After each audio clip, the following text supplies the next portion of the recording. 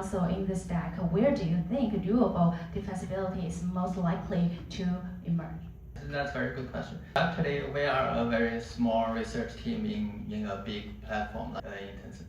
Our research team is actually only have a very limited resource, limited computation, limited data. Actually, what we are doing is pretty like a startup. We come up with our own idea and we do our research. Probably we ship some of the product to our product team and they will commercialize it.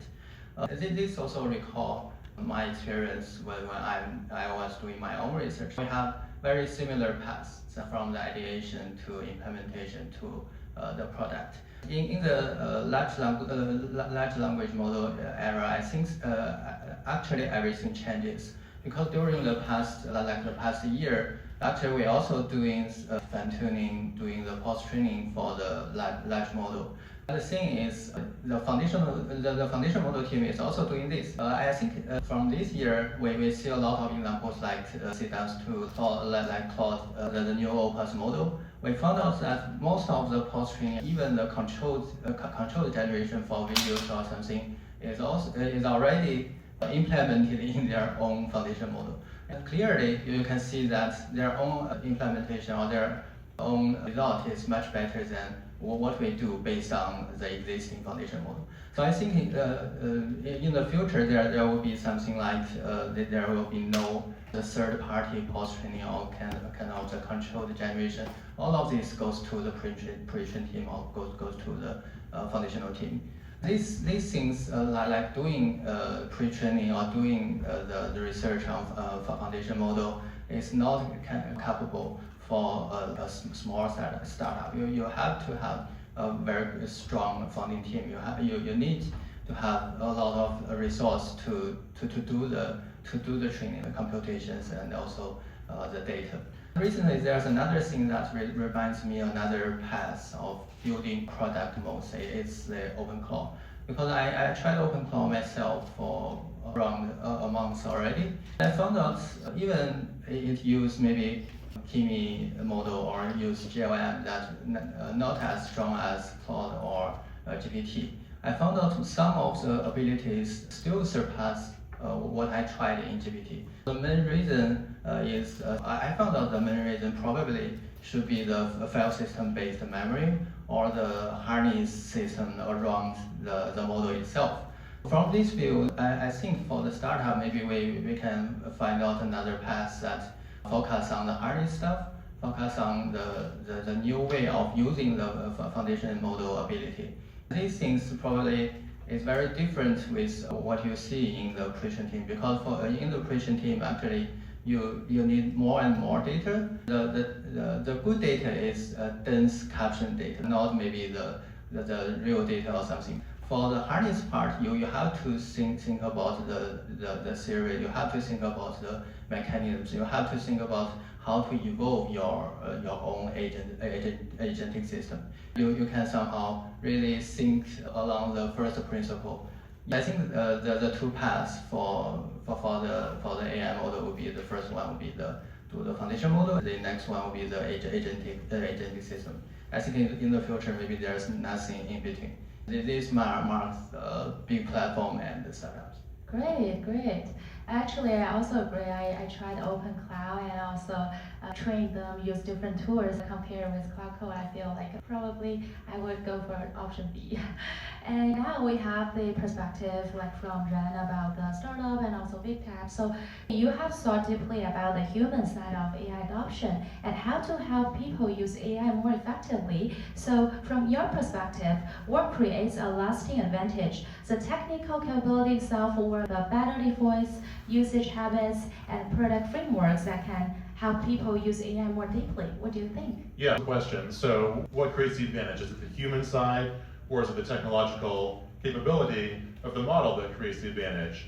And the way that I would think about it is what matters, I mean, certainly human talent matters, certainly technological capability of the model matters, but the most important thing is the total intelligence of the combined unit with human plus AI. And so I think about it very similar to how Tian thinks about it. when you use AI as a collaborator, you can be, human plus AI can be way more powerful than just human or just AI. But the problem, like I was saying before, is that most people aren't using it in this additive way or multiplicative way. We were amplifying, right? And they're using it just as a substitute, as a outsourcing, or just, if you tell the AI to do the thing for you, then you're just relocating, you're just moving the place of the work to a different room in the same building, but it's the same work being done, right? What you want is to raise the total amount of intellectual horsepower that's there when the two things are combined. How do you do that? I think, like I said, the default mode of, hey, this task isn't a way of combining the intelligence. The way that you can combine your intelligence with the AI, I would say there's two ways. One is to have a dialogue going back and forth, right? You have an idea, you say, what do you think of this idea? And the AI weighs in, maybe add something. You say, oh, that's a good point. That makes me think of this other idea. And then you add something and the AI says yes, or a more precise formulation of what you just said would be this. And then you say, actually, even more precise than that would be this, which reminds me of this. And you keep on adding and adding and adding and building. So that's the dialogue, the Socratic interactive dialogue. And the other thing I would say is iterating, right? You are working on a work product, a report or a file or some code or a piece of writing. You write it, you say to the AI, hey, this, can I make it better? Give me ideas for how to make it better. Then you make it better, and you keep on making it better and better still. The same way that if you're just a human writing, the way that you make something really good is not by writing something that comes out perfectly out of your brain onto the page, and then it's just perfect and polished and excellent. It's by you write something, you look at it, and you think, well, that's not very precise. Let me revise it. And then you read it again, you react to it, and you revise it again. And through that iterative process of revision, you make it better and better. And when you bring the AI in as well as an external perspective, then it gets best of all. Yeah, really great. Actually, I do have the same idea because for our product, I always keep the human in the loop, and we will tell them to collaborate with AI and their members. So AI need to ask a question to get to know. Okay, I will teach you how to tell your experience to me, how to tell like 30 years experience, how to subscribe and how to. It's more like subscribe your newsletter things in your mind. And and also need to give the AI comments of the margin model is wrong, or I need to improve the percentage, something like that. So it's kind of interaction, collaboration you mentioned between AI and also the expert and also the teammates. So you also invested across the models, chips, robotics, and deep tech. So looking ahead, what do you think long-term value is most likely to accumulate? Models, infra, or applications? So what kind of the paths are most likely to produce durable modes? So from the different perspective to share ideas. In China, we invest in the GPU company called MetaX, Muxi, which is a dominant player in China, NVIDIA of China. It's hard, right? Conduct itself is really, really hard. It's basically taking years and years of efforts to make it perfect. So it's really good for Chinese to do it, because Chinese, we just got the grit to really work it hard. And so if you look at all the semiconductor and entrepreneurs around the world, whether it's NVIDIA, AMD, or Qualcomm, or Broadcom, only one commonality, they all are Chinese, Chinese. Right? So I think semiconductor, the mode is there just because it's really hard. You got to grind it, you got to do it over year, 20 years, 30 years. I think for model, it's very different, right? It's new model being launched every day. I think in terms of foundation model, it's really about the team. The way we see it, I think there's only about 50 to 100, the real geniuses in the world, really understand the foundation model, where the frontier is. I think those are the talent that we need to chase for. I think these are basically team members at OpenAI, Anthropic, XAI, or Gemini, Google, right? There's a handful of places where you can find those talents. So I think the key thesis is, how do you come up with a value that can really retain those talents, attract and retain those talents? Because money talks. Sometimes people move across teams. Meta basically hire a lot of people from different places, offer really high sign-on bonuses and stocks to attract people. But if you look at over the years, even though there are also similar offers being made to them, really they rarely lose talents to the competitors. So I think it's come down to the leaders who's actually in charge and derive the value out of it, and also whether you have a good culture internally to attract the best talent. I think that's the key mode foundation model. It's really the people. Yeah, I really agree with that because I talk with a lot of friends from XAI, OpenAI, and I feel like the difference is, the overall package Anthropic is lower than other frontier lab, but a lot of people stay in Anthropic and want to stay here for a long time, and they didn't change the job. This is really real thing in Silicon Valley, and I would say everyone working Anthropic and mentioned to me, I really love the value here. I love the mission from the leadership team. So I think I really appreciate that, and then this is casing. I think Henry mentioned, I really agree with that. And I really appreciate we have this paths, different technical paths and different value from the leadership team. Yeah, really diverse perspective to mention about the different modes. So I think from here, I also want to curious, like if it's natural to turn to the next stage, want to talk about where does the safety begin? Because we rely on that and we talk about the mode, and for the next things, how could we keep that safe?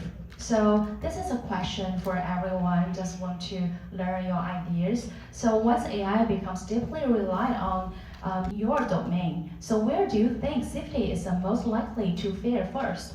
And what kind think is most safety things you need at this point? Ryan, you want to go first?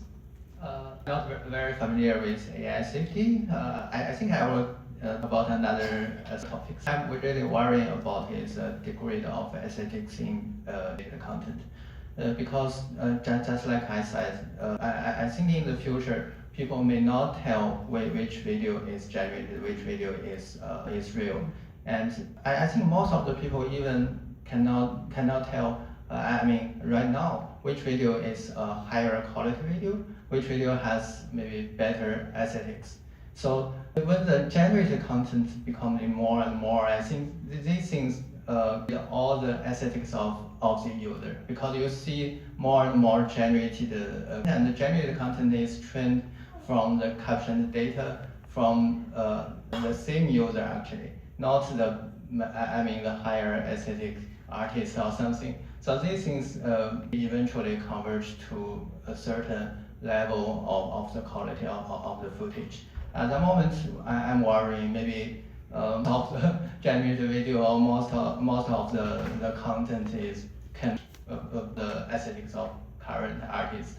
I currently I don't have a really good solution for this. But I want to discuss with all of you. Yeah, great points. Great to learn from your ideas about the videos, content. So how about your points? Yeah, so I think about safety, in my domain, writing and education, a safety failure in that domain doesn't look like becoming self-aware and killer Terminator style robots. What safety looks like there, I think we're already failing. We already have something close to the worst case scenario with education, which is that we have people outsourcing their thinking and their writing to the machine instead of doing it themselves. So you have, I don't know how many millions of students who unfortunately are cheating and use AI by asking the AI to write the essay for them and instead of doing it themselves. And so that already is a safety failure that I think is unsolved and unaddressed. And I see the way that professors are trying to address that, and I do think that largely we're focusing on the wrong point of failure, which is that I see professors saying, oh, cheat, don't use AI to generate the essay for you, I'll use detection tools, and so if you do it, I'll catch you, and AI is just banned. It doesn't really work because students are using it and basically mostly getting away with it. I think the current approach to trying to solve that problem is failing. I think we need a different approach, which is just to accept that AI is here and that banning it or trying to detect it isn't going to work. And instead of trying to, catch students, or what we need to be doing is cultivating students' own intrinsic motivation to want to learn, to write, and think for themselves. So I think there's a misconception. I think students think, well, why do I need to learn to write? We already have AIs here to write. They understand something that professors don't, which is AI is here and it's here to stay and it can write really well already. So then they think, oh, it's like a calculator. I don't need to learn to do mental arithmetic and mental multiplication because I have the calculator app on my phone. By the same token, I don't need to learn to write because I'm always going to have ChatGPT from now until until the day I die. I'm always going to have ChatGPT to be able to write for me, and it writes really well. So why do I need to learn to write? So we need to make the proactive case to students that yes, have ChatGPT. ChatGPT can write really well, but though that exists, it's still like we need to make the case that learning to write and think for yourself and express yourself with clarity and precision is a superpower. And you don't learn to write in university so that you're going to be able to write later on. You learn to write in university because learning to write is the best way to learn to think. And even if you're not going to be a professional writer, or even if you're going to use ChatGPT to do writing for you later on, you still want to be a smart person who can have a conversation and be interesting. And the way that you do that is to learn to write and express your ideas with clarity and force. So I think we need to make that case to students that writing is a superpower. And if you combine that with the Socratic thing that I'm talking about, where, okay, you have the ability to write and think clearly for yourself, then you also have AI that you can bring in to combine your intelligence, then at that point, you're truly unstoppable. Yeah, I love that you mentioned about writing is kind of the way of the learning, right? Also, when you write down something, you have the critical thinking. This process is really important. And what's interesting is for our internal team, we always use the AI meeting things. So no one wants to take the notes. So we always use that. But we feel like, oh, it always help us to like 3 pages or 5 pages or even 10 pages. So we got the way is okay, we'll have the AI meeting notes, but also the one person need to with the key points, and also what do you think about AI doesn't the great summary, what's that point? So you always that progress to train your brain, right? Train you to think that. Yeah, I love this point. And also, Harry, do you have any from your side? In More terms about the of safety. I think I was in San Francisco last week. I think one thing everybody talk about is the latest model from Cloud, which is Cloud Mythos. Right? I think people are really scared about it because it is the latest frontier model. It's not open for public yet. It's basically for pros, the insiders to really using that to fix all the security issues. Because one consequences that could have, which also Federal Reserve Chair Powell actually called for a meeting, is that this model is so powerful that they can actually try to find all the bugs or the loopholes in all the financial globally, and actually try to take advantage of that. We're talking about billions of dollars potentially could change hands using the models. So I think it's excellent for this topic on financial security. So I think when the stake is high, again, we need to keep human in the loop, right? Payment related or financial transaction related, it's always safe to human in the loop in the event that something like Mythos really basically try to steal, just like a lot of movies have indicated.